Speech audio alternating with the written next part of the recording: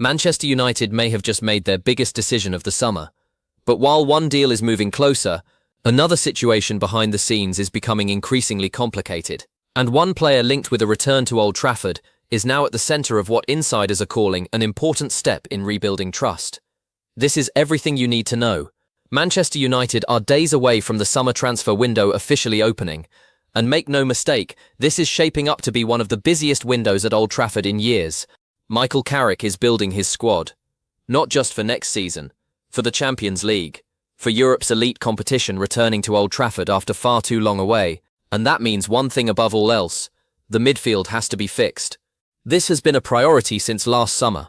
Everyone connected to this club has known it. The fans have known it, the pundits have known it, and now, with Casemiro's departure confirmed, that need isn't just a priority anymore. It's urgent. So let's start with the deal that's furthest along, because United fans finally have something concrete to celebrate. Ederson, not the goalkeeper everyone assumes when they hear that name. This is Ederson, the midfielder, currently at Atalanta, and fresh off representing Brazil at the World Cup. United are set to welcome him to Old Trafford. Now here's why this matters. Carrick has been crystal clear about the identity he wants this midfield to have: composure on the ball, control in tight spaces, the ability to dictate tempo against the best teams in Europe. Ederson's performances in Serie A, and now on the World Cup stage with Brazil, have shown exactly that profile. A player who's been tested under pressure, on the biggest platform football has to offer, and come through it. But here's where things get interesting. One midfielder isn't enough. Not for a club with United's ambitions. Not for a squad that's about to face Champions League nights against some of the best sides on the continent. Carrick wants more bodies in that position. And that's where the situation gets a lot more complicated. Let's talk about Mateus Fernandes. The West Ham star continues to be strongly linked with a move to Old Trafford. And on paper it makes sense. Athletic, progressive, exactly the kind of dynamic midfield profile that's been missing. But that's not the whole story. Reports from inside the situation paint a very different picture than the one fans might expect. West Ham, by all accounts, are in no rush to sell. There's no panic on their side. No pressure to cash in just because Manchester United have come calling. And that changes everything about how this deal could play out. Because while United have shown interest, there are suggestions the club are unwilling to meet the kind of asking price West Ham have in mind. This is shaping up to be a genuine negotiation, not a formality. Some reports have even floated the idea that if a club like Tottenham came calling, they might have to pay somewhere in the region of £80 million to get a deal over the line. Now, to be clear, that figure is being discussed as a hypothetical benchmark in the football media, not a confirmed fee for any United bid. But it gives you a sense of just how highly West Ham value their man. And it tells you why this isn't going to be straightforward. Which brings us to the question every United fan is asking right now.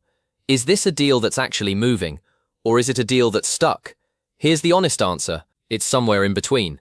The interest is real, the links are persistent, but until West Ham's stance softens or United decide to test their resolve with a serious bid, this one remains very much a developing story.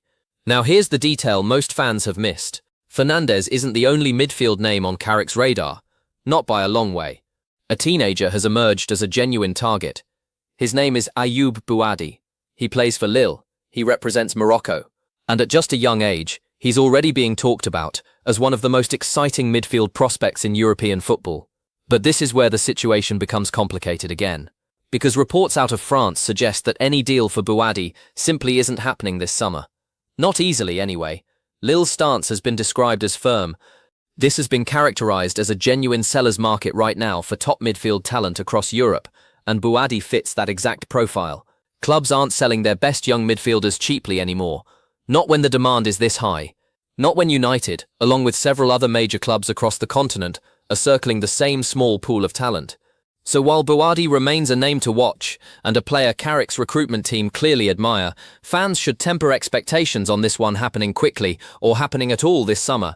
Now let's talk alternatives, because if Fernandes proves too expensive, and Bouaddi proves too difficult, United do have other names under consideration. Aurélien Tchouaméni has been mentioned, a player with serious pedigree, serious experience, and the kind of physical and tactical profile that would address United's midfield issues immediately. Alex Scott is another option being discussed. A different kind of profile, younger, English, with significant homegrown upside. And here's where things get genuinely interesting. Talks around these alternative targets are reportedly getting more advanced. This suggests United's recruitment team are working multiple angles simultaneously, not putting all their eggs in one basket in case the primary targets don't materialize. That's smart business. Because the worst position any club can be in during a transfer window is having a single target and no contingency plan.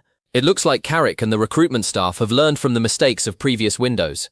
So to summarize the midfield situation, Ederson's arrival looks close to confirmed. Fernandes remains a genuine target but a difficult negotiation. Bouaddi is admired but considered unlikely this summer. And Tchouaméni and Scott represent serious alternatives, with talks reportedly advancing. This is a midfield rebuild happening in real time, on multiple fronts, with no guarantee of exactly how it ends. But that's not the only major story developing at Old Trafford right now. Because while all of this has been happening, something else has been quietly unfolding behind the scenes. Something that's going to matter enormously to the emotional core of this fan base. Manchester United have been in touch with Marcus Rashford's camp.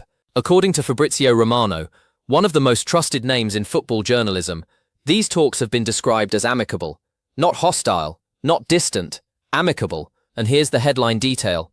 United are said to be open to the forward's return. Let that sink in for a moment. This is a story with real weight to it. Rashford's United career didn't end the way anyone wanted. There was distance. There was frustration on both sides, a breakdown in relationship that led to him moving away from Old Trafford. But football has a way of reopening doors that once looked permanently closed. According to Romano, an important step has been taken in rebuilding trust between the club and the player. That phrase, important step, tells you this isn't just idle speculation. This is a genuine, active process. Now here's where I have to be balanced, because this is exactly the kind of story where emotion can run away from the facts. Bids will still be considered. That detail matters. It means this isn't a done deal. It means United haven't closed the door on other interest in Rashford, even as they explore the possibility of bringing him back. So what does this actually mean for United? If this rebuild of trust continues, and if a return genuinely happens, it would be one of the most significant stories of the entire summer. Rashford remains a player with elite pace, proven Premier League quality, and crucially, a connection to this academy, this badge, this city. But it also raises real questions. Where does he fit into Carrick's attacking setup? How does the squad react to his return after the way things ended? And does this signal a genuine shift in direction from the club's hierarchy? Or is it simply due diligence, exploring every option available? These are the questions that will define how this story develops over the coming weeks. So let's bring it all together.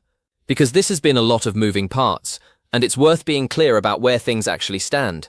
Ederson's move from Atalanta looks to be progressing well, with the World Cup behind him. Mateus Fernandes remains a target, but West Ham's resistance is real, and the financial gap could be significant. Ayyoub Bouaddi is admired, but a deal looks unlikely this summer given Lille's stance and the wider market conditions. Tchouaméni and Alex Scott stand as serious alternatives, with talks reportedly advancing on that front. And then, away from the midfield rebuild entirely, the story that's going to dominate headlines for days to come, Manchester United and Marcus Rashford's camp, in amicable talks, with an important step taken toward a potential return. But bids will still be considered, so nothing is settled. This is a transfer window that's only just getting started, and if these first few days are anything to go by, Manchester United fans should buckle in, because this summer is going to move fast. So what do you think? Should Manchester United push ahead with these deals? Which player would be your priority signing? And what happens next? Let me know in the comments below. If you enjoyed the video, don't forget to like, subscribe, and turn on notifications for more Manchester United updates here on Trafford Wire. Thanks for watching, and I'll see you in the next one.